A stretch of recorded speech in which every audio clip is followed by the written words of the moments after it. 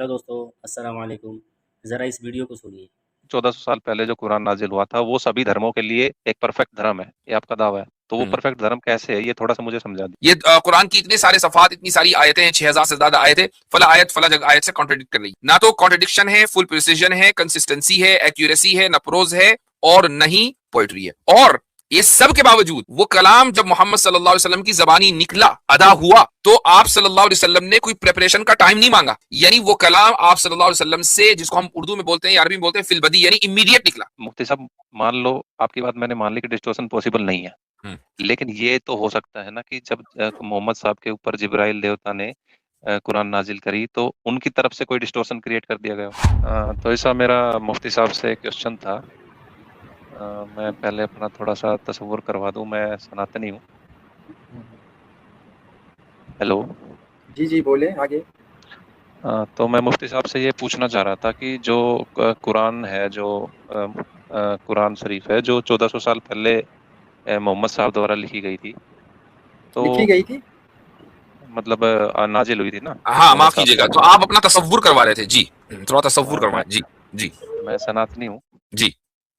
तो मेरा एक क्वेश्चन था मुफ्ती साहब हम्म। से कि हम्म। जो 1400 साल पहले इस्लाम मोहम्मद साहब पे नाजिल हुआ था, हम्म। तो उसमें एक आयत है सूरह अल अनबिया की 21-104। अच्छा, ठीक। तो इस्लाम जो उसमें मोहम्मद साहब पर नाजिल हुआ सल्लल्लाहु अलैहि वसल्लम, उस इस्लाम में एक आयत है 21:4। जी, अच्छा सूरह जी। अल अनबिया की। अच्छा, तो सूरह उसमें अंबिया कौन से इस्लाम में है भाई ये? एक कुरान मिनट। कुरान शरीफ में हाँ, कुरान शरीफ में कहिए। अच्छा, सूरा है 21 और सूरह अल आयत अनबिया है 21-104। 4। कुल रब क़ाल रब्बी यअलमुल क़ौल फ़िस समाई वल अर्दि व हुवस समीउल अलीम। जी। तो मुफ्ती साहब, इसका तर्जुमा क्या होगा, आप थोड़ा बताएंगे? आपने क्या पढ़ा है? इसका तर्जुमा मैंने ये पढ़ा है कि हम्म। जिस दिन हम आसमान लपेट देंगे, जैसे तहरीर के कागज का तुमार लपेटा जाता है, नहीं, जैसे ये तो मैंने ये वाली पहली आयत बार। नहीं है, आपने गलत रेफरेंस दिया है। वो नहीं आयत नहीं, दूसरी है, यौम नत्वी समा कतय्यि सिज्जिल लिल कुतुब। 21-104 में। ये आयत का नंबर आपने गलत बताया है। अच्छा, तो हम्म। ये वाली जो आयत है, जैसे तहसीर के कागज का तुमार लपेटा जाता है, इसका क्या तर्जुमा है एक्चुअल में? एक मिनट रुक जाइए जरा, पहले मैं उस आयत को तो निकाल लूं आपके लिए, ताकि आपको मैं रेफरेंस बता दूं सही। फाइंड आया 112। अच्छा जी, ये है आयत नंबर 104 है भाई, वो 4 नहीं है। 104 ही बोल रहा हूँ। जी, हमें समझा 4। सूरत नंबर 21 और आयत हाँ नंबर 104। हाँ जी, हाँ जी। अल्लाह ताला फरमाता है कि यौम नत्वी समा कतय्यि सिजिल लिल कुतुबी कमा बदअना अव्वल खल्क़िन नुईदु वअदन अलैना इन्ना कुन्ना फाइलीन। उस दिन का ध्यान रखो जब हम आसमान को इस तरह लपेट देंगे जैसे कागजों के तुमार में तहरीरें लपेट दी जाती हैं, जिस तरह हमने पहली बार तख्लीक की इब्तिदा की थी, उसी तरह हम उसे दोबारा पैदा कर देंगे। ये एक वादा है जिसे पूरा करने का हमने जिम्मा लिया है, हमें यकीनन ये काम करना है। जी। तो अल्लाह ताला ने तो उस आयत में इस बात को वाज़ेह कर दिया अगले ही जुमले में कि जैसे हमने पहले पैदा किया था उसको रिपीट करेंगे। ये है, हाँ हाँ कोई जी, तो सिस्टम मैं चल रहा है, उस सिस्टम को खत्म करके दोबारा उसको क्रिएट किया जाएगा। तो मुफ्ती साहब, ये पुनर्जन्म का कॉन्सेप्ट नहीं हो गया? हम तो मानते ही हैं पुनर्जन्म में, हमने कब मना किया? हम तो कहते हैं कि अगला जन्म है, लेकिन अगला जन्म तो इस दुनिया में नहीं है। तो कहाँ पे है मुफ्ती साहब? वो उस दुनिया में, क्योंकि इस दुनिया को तो जन लपेट दिया जाना है ना। जन्नत में? नहीं, वो जन्नत में भी हो सकता है, जहन्नम में भी हो सकता है। वो आपका जो जो अमाल है, आपके डीड्स हैं, वो तय करेंगे, उनसे तय होगा। लेकिन वो इस दुनिया में नहीं है। तो आप सीधे देखें, सवाल जो है ना टू द पॉइंट होना चाहिए। आपको सवाल करना है अगले जन्म पर। आपने कहा भाई सूरह अंबिया की आयत नंबर 114 140 जो भी है वट, सीधा आकर सवाल करें ना भाई पुनर्जन्म पर मुझे एतराज है। नहीं, जो इसमें अल्लाह ताला जो जिक्र कर रहा है वो ये कह रहा है ना कि मैं जैसे मैंने पहले पैदा किया था मैं दोबारा भी वैसे ही करूंगा। हाँ, मैं तो वैसे इसमें ही जैसे दोबारा, पहले किया था वैसे नहीं, ही करूंगा का कमा मतलब बदा तो यही हुआ वैसे ना। ही नहीं, यानी मेरा अमल जिस तरह मैंने हर चीज को पहले पैदा किया है उसी तरीके से मैं दोबारा भी पैदा कर सकता हूँ। ये ताकत है, उसको उस ताकत और कुदरत को बयान करने के लिए। इसका मतलब ये नहीं है कि वो उसी दुनिया को जो माउंट एवरेस्ट जिस जगह है नेपाल में, वही नेपाल में बनेगा, ये मतलब नहीं है। लेकिन जिस तरीके से उसने इस दुनिया को सजाया है वैसे ही दसियों बीसियों हजारों लाखों दुनिया सजा सकता है। ये बयान कुदरत, कुदरत को बयान करने के लिए है। अच्छा, तो मुफ्ती साहब, जो मेरे को एक थोड़ा सा डाउट और था कि जब मोहम्मद साहब ऊपर गए थे नबियों के पास, हम्म। तो वो जो नबी थे वो कौन सी जगह पे थे? एक मिनट रुक जाए जरा सा, मैं हमारे तौहीद साहब की जगह बना दूं, वो आउट हो गए, तो कुछ लोगों को मुझे निकालना पड़ेगा। हाँ जी, तो वो कौन सी जगह है वो हमें भी नहीं पता है। हाँ, इतना जरूर है कि वो इस दुनिया से बाहर थी। किस जगह थी हमें नहीं पता। तो कुरान शरीफ में उनका जिक्र नहीं है क्या, वो कहाँ पे थे? आसमानों में थे वो। आसमानों में गए, सिदरतुल मुंतहा पे गए, सिदरतुल मुंतहा से आगे अर्श पर गए, लेकिन उसकी लोकेशन हमें नहीं पता है। उसकी लोकेशन आपको भी पता चल जाएगी, मरना पड़ेगा उसके लिए। तो मोहम्मद साहब जब गए थे तो उनको जी, रोजा, बंक और तो नमाज अब 3 आदेश हुए थे। अब आपका सवाल मेराज पर है, वो खत्म हो गया। अब हम दूसरे टॉपिक पर आ गए, हाँ जी। वो नहीं, खत्म हो गया। मेरा एक्चुअल क्वेश्चन ये था कि जब तो मोहम्मद अभी साहब तक को आपने 14। एक्चुअल क्वेश्चन नहीं किया। देखिए ये चीज गलत है, इससे टाइम वेस्ट होता है। एक्चुअल क्वेश्चन करें आते ही। तो एक्चुअल क्वेश्चन मेरा ये है कि आप हम्म, ये कैसे डिफाइन करोगे कि जो हम्म। 1400 साल पहले जो मोहम्मद साहब के ऊपर जो कुरान नाजिल हुई थी वो एक्चुअल ही गॉड का वो है, मतलब ना तो क्वेश्चन है पुनर्जन्म के ताल्लुक से, ना क्वेश्चन है मेराज के ताल्लुक से। अब आ गया तीसरा क्वेश्चन। भाई सीधी सीधी बात क्यों नहीं होती? सीधी बात हो सकती है ना। मुफ्ती साहब सीधी बात ही है, लेकिन आपने वो क्वेश्चन का आंसर दे दिया ना, उसको मैंने मान लिया। ठीक। अब आप ये कह रहे हैं कि जो कुरान आप सल्लल्लाहु अलैहि वसल्लम पर नाजिल हुआ, हम उसको कैसे माने कि यही नाजिल हुआ? हाँ जी। ये सवाल है। नहीं, वो आप कहते हैं ना कि 1400 साल पहले जो कुरान नाजिल हुआ था वो सभी धर्मों के लिए एक परफेक्ट धर्म है, हम्म, ये आप कहते हैं, ये आपका दावा है। तो वो हम्म। परफेक्ट धर्म कैसे है, ये थोड़ा सा मुझे समझा दीजिए। जो कुरान अल्लाह ताला ने नबी करीम सल्लल्लाहु अलैहि वसल्लम पर नाजिल किया, ये अल्लाह ताला की तरफ से एक मौजिजा और मिरेकल है। हाँ जी। अच्छा, मिरेकल के लिए ये जरूरी है कि कोई इंसान उसको उस जैसा काम ना कर सके। अगर मैंने भी कर लिया, आपने भी कर लिया, तो फिर वो मिरेकल नहीं है। हाँ जी।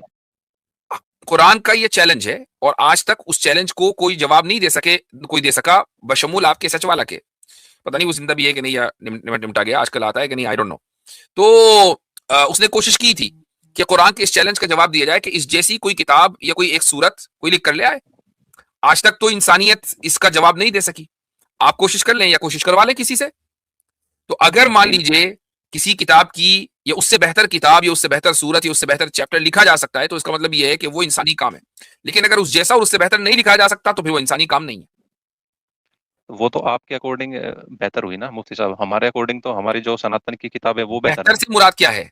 बेहतर से मुराद ये है कि जिस परफेक्शन, प्रिसीजन और एलोक्वेंस के साथ एक बात विद एक्यूरेसी और कंसिस्टेंसी, ये सारी सिफात मैंने बयान कर दी हैं, बयान की जा रही है, उस तरीके से किसी भी दूसरे धर्म में कोई किताब ऐसी नहीं है जो इस प्रिसीजन, परफेक्शन, एक्यूरेसी और एलोक्वेंस के साथ बयान कर सके। ऐसा तो नहीं है मुफ्ती साहब, हमारे जो वेद है वो अच्छा, सारी चीज बयां करते हैं। मैं आपसे पूछता हूं, आपके स्क्रिप्चर्स में किस किताब को आप ये समझते हैं कि वो भगवान ने नाजिल की है? हमारे जो वेद है, चारों वेद है, चारों ऋग वेद। वेद, सामवेद, चारों वेद अथर्ववेद। में चारों वेद में प्रोज है कि पोइट्री है? अ, उसमें श्लोक है। नहीं, वो तो हमें भी पता है। वो ऐसे ही है जैसे कि कुरान में आयते हैं, हाँ लेकिन जी। वो उसको आप प्रोज की कैटेगरी में डालेंगे कि पोइट्री की? मतलब मैं क्वेश्चन समझा नहीं आपका।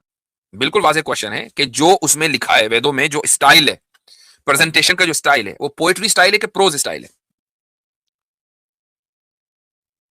हम्म, वो श्लोक के तौर पे दिए गए हैं, जो संस्कृत में श्लोक दिए गए हैं, तो उनको आप पोइट्री कह सकते हो या प्रोज प्रोज कह समझते हैं? सकते हो। नहीं, प्रोज का मुझे थोड़ा बताइए। मतलब जैसे आपने कोई किताब पढ़ी, अब वो हाँ जी। किताब चाहे वो फिक्शनल है, नॉन फिक्शनल कोई नॉवेल है, तो उसमें जुमले या कोई सेंटेंस, एक के बाद दूसरा सेंटेंस आता है, तीसरा सेंटेंस आता है, बात चलती रहती है, राइट?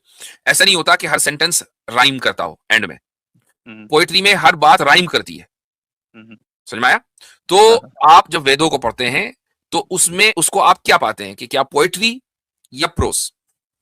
मुझे तो प्रोज लगता है। प्रोज लगता है, ठीक है। क्या आप ऐसी कोई किताब मुझे सजेस्ट कर सकते हैं जो ना प्रोज हो ना पोइट्री हो?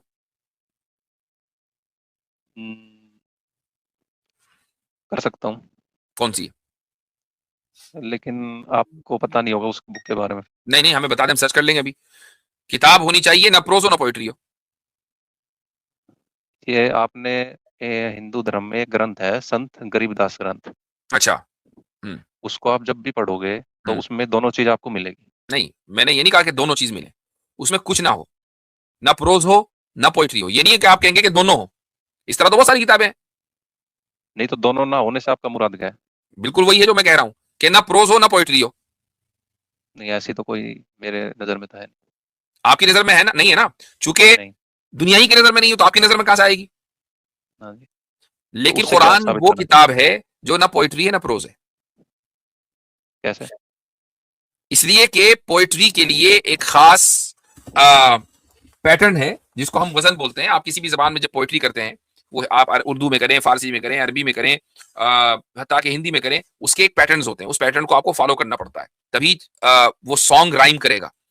आप अगर किसी सॉन्ग को सुनेंगे तो पहला जो उसका कपलेट है और दूसरा कपलेट दोनों बराबर होते हैं, राइम करने के लिए जरूरी है, ठीक है, वरना फिर वो पोइट्री नहीं है। प्रोज में दो सेंटेंस बराबर नहीं होते, एक सेंटेंस छोटा हो सकता है, एक बड़ा हो सकता है, ठीक है, और जरूरी नहीं है कि दोनों राइम करें, फिर वो प्रोज है। कुरान वो किताब है जो किसी पैटर्न को फॉलो नहीं करती है और इसके बावजूद कुरान की आयतें राइम करती हैं बगैर पैटर्न को फॉलो किए हुए। तो आप उसको प्रोज इसलिए नहीं कह सकते चूंकि वो राइम कर रही है, और पोएट्री इसलिए नहीं कह सकते क्योंकि वो किसी वजन को और किसी पैटर्न को फॉलो नहीं करते। और इस सब के बावजूद वो इतनी प्रिसाइज और एक्यूरेट और कंसिस्टेंट है कि आप उसको कहीं ये नहीं कह सकते कि यहां कॉन्ट्रडिक्शन हो रहा है। ये कुरान की इतने सारे सफात, इतनी सारी आयतें हैं, 6000 से ज्यादा आयतें, फला आयत फला जगह आयत से कॉन्ट्रडिक्ट कर रही है। ना तो कॉन्ट्रडिक्शन है, फुल प्रिसीजन है, कंसिस्टेंसी है, एक्यूरेसी है, न प्रोज है और न ही पोएट्री है। और ये सब के बावजूद वो कलाम जब मोहम्मद सल्लल्लाहु अलैहि वसल्लम की जबानी निकला, अदा हुआ, तो आप सल्लल्लाहु अलैहि वसल्लम ने कोई प्रिपरेशन का टाइम नहीं मांगा। यानी वो कलाम आप सल्लल्लाहु अलैहि वसल्लम से, जिसको हम उर्दू में बोलते हैं या अरबी में बोलते हैं फिलबदी, यानी इमीडिएट निकला। उसके लिए ऐसा नहीं कि कोई इंसिडेंट हुआ और आपने कहा मैं 2 दिन लूंगा, इस पर अपना कलाम पेश करूंगा। शायर कोई भी होता है तो वो टाइम लेता है, टाइम लेने के बाद वो कलाम पेश करता है। आप सल्लल्लाहु अलैहि वसल्लम के सामने कोई वाकया हुआ, कुरान की अगर कोई आयत नाजिल होनी होती थी तो फौरन नाजिल होती थी, और आप सल्लल्लाहु अलैहि वसल्लम किसी भी प्रिपरेशन के बगैर वो आयत, और बाज मर्तबा एक नहीं 10-10, 20-20, 30-30, 40-40 आयतें पढ़ते चले जाते थे। और कभी ये नहीं होता था कि नहीं यहाँ ये आयत में गड़बड़ हो गई, इसको मैं ठीक कर लूं। कोई भी इंसानी कलाम होगा तो उसमें हमेशा रिपीटेशन होगा ही नहीं, उसको उसके अंदर उसकी नोक पलक दुरुस्त होती रहेगी। आप कुछ भी सेंटेंस लिख लें, उस सेंटेंस को आप 5 साल के बाद देखेंगे, कहेंगे इसमें गलती है, इसको मैं और इंप्रूव कर सकता था। कुरान में मुफ्ती कोई साहब, इंप्रूवमेंट नहीं है। मैं तो ये मान रहा हूँ ना कि जो मोहम्मद साहब के पास जो आयतें आई थी वो जिब्रील देवता के माध्यम से आई थी, ये तो मैं मान जी, रहा हूँ। तो और बस उसमें कोई गलती नहीं है, ये भी मैं अच्छा, मान रहा हूँ। अब जब ये मान लिया आपने तो अब हमें ये देखना पड़ेगा, वेरी गुड, यहां तक तो पहुंचे। हमें ये देखना पड़ेगा कि दूसरे धर्मों के पास जो किताबें हैं, क्या वो प्रिजर्व्ड हैं या उनमें डिस्टोर्शन पॉसिबल है। ये अब यहां इस नुक्ते पर आना पड़ेगा। तो आप खुद बताएं कि आपके यहां जो वेदास हैं वो प्रिजर्व्ड हैं या उनमें डिस्टोर्शन पॉसिबल है। उसमें पॉसिबल है डिस्टोर्शन। डिस्टोर्शन पॉसिबल है, ठीक है। कुरान में डिस्टोर्शन पॉसिबल है। मुफ्ती साहब, कुरान में डिस्टोर्शन पॉसिबल है नहीं है ये तो मैं नहीं बता सकता, क्योंकि मुझे इतना नॉलेज है नहीं उसके कुरान बारे में। में कुरान में डिस्टोर्शन पॉसिबल नहीं है। मुफ्ती साहब, मान लो आपकी बात मैंने मान ली कि डिस्टोर्शन पॉसिबल नहीं है, हम्म, लेकिन ये तो हो सकता है ना कि जब मोहम्मद साहब के ऊपर जिब्राइल देवता ने कुरान नाजिल करी तो उनकी तरफ से कोई डिस्टोर्शन क्रिएट कर दिया गया हो। ये भी पॉसिबल नहीं है। उसकी वजह कैसे? यह है कि प्रॉफिट मोहम्मद सल्लल्लाहु अलैहि वसल्लम को अगर अल्लाह ताला ने कुरान देने के लिए मुंतखब किया है कि भाई इस जात के ऊपर कुरान नाजिल होगा और ये आगे पहुंचाएंगे, ठीक है, आपने इतना तो मान लिया कि कुरान अल्लाह की तरफ से आया, खुदा की तरफ से आया, तो मुझे एक बात बताएं कि क्या खुदा गलत फैसला कर सकता है? मैं ये नहीं मान रहा कि कुरान जो अल्लाह की तरफ से आया है, मैं ये बात नहीं मान रहा हूँ। मैं भी सिर्फ ये मान रहा हूँ कि जो जिब्राइल देवता ने मोहम्मद साहब के ऊपर जो आयतें नाजिल की थी वो सही थी। मैं अच्छा, सिर्फ इस बात को मानता हूँ। जिस जिब्रील को आप जिब्रील देवता कह रहे हैं, वो जिब्रील खुद लिख कर ला रहे थे या वो कहीं से ला रहे थे? अब ये बात तो आप ही बता सकते हैं ना। अब ये मैं 5वां या 6वां सवाल होगी, आई डोंट नो, चूंकि आपके बहुत सारे सवाल हैं। जिब्रील अलैहिस्सलातु वस्सलाम हमारे नजदीक माबूद नहीं है, हम उनकी इबादत नहीं करते। उनका काम डिलीवरी, यानी यहां से पैगाम लिया उधर पहुंचा दिया, दैट्स इट।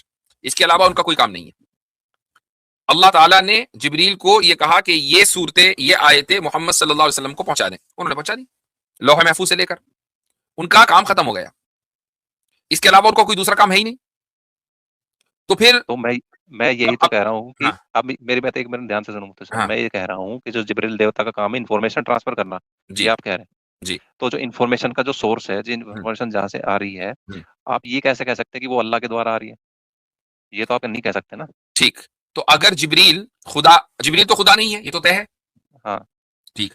तो क्या जिब्रील ऐसा कलाम दे सकते हैं कि जो डिस्टोर्टेड भी हो और उसके बावजूद उसमें वो सारी क्वालिटीज जो मैंने आपके सामने बयान की है? मुफ्ती साहब जिब्रील नहीं दे सकता, ये बात तो मैं मान रही आपकी। ठीक, जिब्रील एक ट्रांसफॉर्मर है। ट्रांसफॉर्मर है, यानी ट्रांसफॉर्मर न कहें, ट्रांसफरर है, यानी उन्होंने ट्रांसफर किया कलाम एक जगह से दूसरी जगह। ठीक, हाँ जी। अब ऐसा कलाम के जो ना प्रोज हो ना पोइट्री हो, जो एक्यूरेट हो, जो कंसिस्टेंट हो, जिसमें कॉन्ट्रडिक्शन ना हो, 100% एक्यूरेट हो, ऐसा कलाम कोई इंसान नहीं दे सकता। उसके लिए कोई सुपर नेचुरल पावर ही तो होगी ना। सुपर नेचुरल पावर है, ये बात मैंने आपकी मान ली, ठीक, लेकिन वो वो सुपर सिर्फ नेचुरल, अल्लाह है, ये बात मैं नहीं मान रहा। चलो सुपर नेचुरल पावर के लिए कौन कौन कैंडिडेट है आपकी नजर में?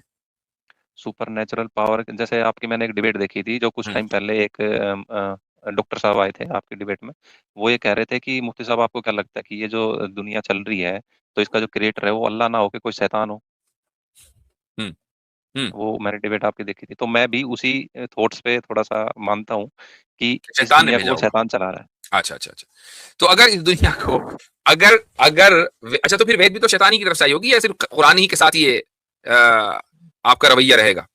नहीं नहीं, जो हमारी जो गीता है, हम्म, जो भगवत गीता है, और हम्म, जो कुरान है, जो इंजील है, तौरात है, बाइबल है, हम्म, ये सारी उसी पावर्स के थ्रू ही आई है। सब, और वो है शैतान। हाँ जी। अच्छा ठीक, तो शैतान का क्या काम होता है? यानी शैतान की बात जब आपके जहन में आती है, उसका तसव्वुर आप करते हैं, तो आपको क्या लगता है, बुराई या अच्छाई? शैतान तो ऑब्वियस ही बात है कि उसका जो जिसमें बेनिफिट होगा वो तो वही करेगा। नहीं, बुराई या अच्छाई? मैक्सिमम बुराई। मैक्सिमम बुराई, ठीक है। अच्छाई का तो शैतान कभी हुक्म देगा ही नहीं ना। देगा, लेकिन मैंने मैक्सिमम बुराई बोला है। इसका मतलब ये नहीं कि अच्छाई जीरो कर देगा वो। भाई उसको तो, चूंकि उसको डर तो किसी का नहीं ना, तो उसको अच्छाई जीरो करनी चाहिए। डर डर है तो उसको किसी का नहीं अल्लाह हो, का। तो सुपर नेचुरल है। डर है मुफ्ती साहब, अल्लाह का डर है किसका? ना उसको। उसको डर अल्लाह का है। यस। ओके, तो अगर अल्लाह मौजूद है और उसको अल्लाह का डर है, तो ये जो कलाम जितने भी हैं, वेदास हैं, बाइबल है, तौरात है, कुरान है, ये आपने शैतान के खाते में क्यों डाल दिया? अल्लाह से क्यों छीन लिया? मुफ्ती साहब, क्योंकि मेरा ये मानना है कि जैसे मैं आपको एक छोटा सा एग्जांपल देता हूँ, कि जैसे कोई कसाई है, कसाई जानते होंगे आप। हाँ हाँ, बहुत अच्छी तरह, बड़े, हाँ, हम नहीं जानेंगे तो कौन जानेगा भाई। हाँ जो जी बकरे पालता है अपने, जी जो उसका फार्म हाउस होता है, तो उसमें वो बकरों के लिए सारी फैसिलिटी देता है। जी, देता है, हम्म, खाना भी देता है, पानी भी देता है, ठंडी हवा हम्म, भी देता है, हम्म, लेकिन उसका मेन मोटो क्या होता है हम्म, कि मेरे बच्चे अच्छे से पले, अच्छे से वो, और उनको मैं लास्ट में जाके हम्म, काट दूं। काट दूं, ठीक। उसका मेन मकसद यही होता है। तो हम्म, ऐसे ही उस जो शैतान ने नहीं, जो आगे काट के क्या करूं, उसके बाद आगे भी तो चले, या काट के नहीं बस उनकी लाशें फेंक दूं? नहीं, काटने के बाद तो उसका तो मोटो फुलफिल हो गया ना। नहीं उसने फुलफिल जो हुआ ना पाले, भाई, नहीं हुआ। खाली काट के फुलफिल नहीं होता कस, ना, कसाई काट जो कर होता वो है। गोश्त बेचता है अपना। जब वो रोजी रोटी कमाता है तो अपने बच्चों को खिलाता है, पिलाता है, पूरी कहानी सुनाए ना आगे तक।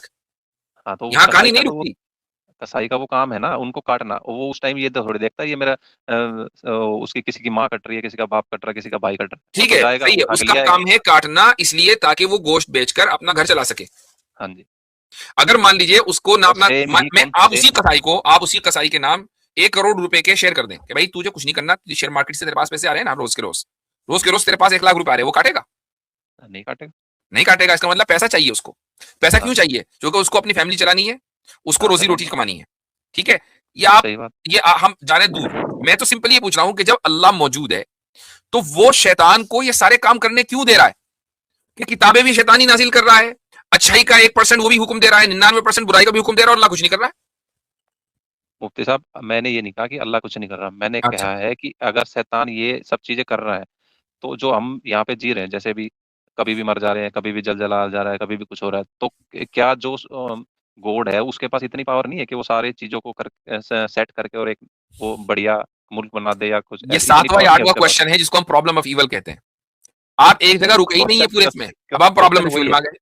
क्वेश्चन अब वही है देखो, मुफ्ती साहब। शुरुआत कहां से हुई? सूर्य अंबिया की आयत नंबर 114। उसके मैं बाद हम पहुंचे मेराज। उसके बाद हम पहुंचे कुरान परफेक्ट है या नहीं। जब परफेक्शन साबित हो गया तो आपने कहा जिब्रील ने नाजिल किया। जब ये साबित हो गया कि नहीं, शैतान ने नाजिल किया। फिर जब ये साबित हो गया, अभी आप ये कह रहे हैं कि अल्लाह के पास ये पावर है या नहीं कि वो सब चीजों को सही कर दे। तो अब आप ये कह रहे हैं कि असल क्वेश्चन ये है। भाई असल क्वेश्चन अभी तक के आया नहीं है, कैसे बात मुफ्ती करूं साहब, आपसे? मुफ्ती साहब सारी जो जितने भी क्वेश्चन है ना, इन सब का आप अगर समराइज करोगे तो मेरा नहीं नहीं, क्वेश्चन ये यही समझ है नहीं निकलती है, ये समझ कि ही निकलती नहीं है। निकल जाएगी, क्योंकि मेरा क्वेश्चन सिर्फ यही है कि जो इस सृष्टि को चला रहा है वो एक शैतान है, बस।